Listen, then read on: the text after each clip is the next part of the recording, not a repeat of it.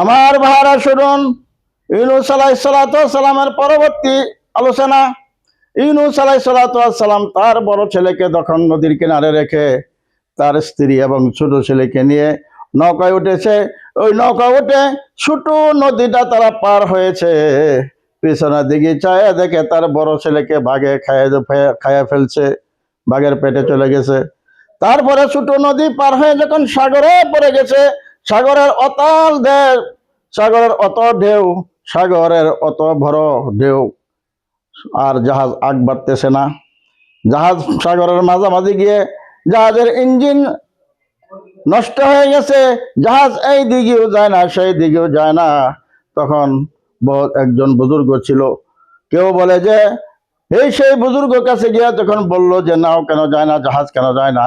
বুজুর্গ বলল, একজন আল্লাহর নাফরমান বান্দা, আল্লাহর নাফরমান বান্দা বোধহয় এই নৌকাতে আছে, তোমরা তালাশ করে দেখো।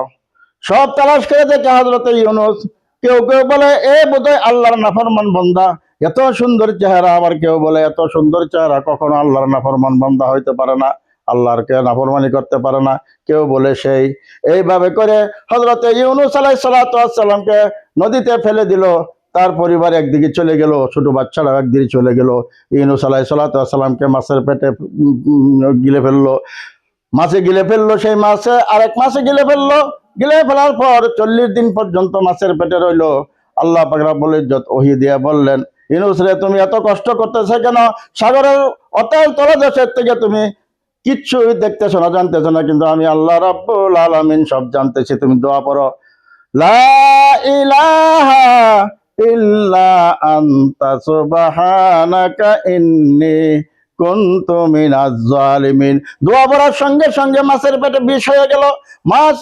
মাছ আসিয়া ইউনূস আলাইহিস সালাতু ওয়াস সালামকে নদীর কিনারে উঠকাইয়া দিল।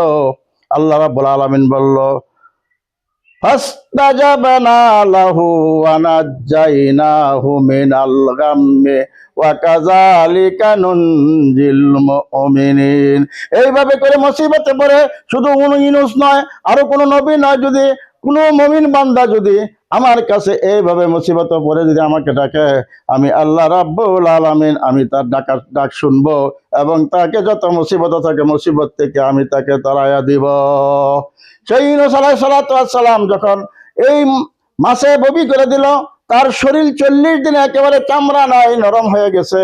তখন আল্লাহ পাক রব্বুল ইজ্জত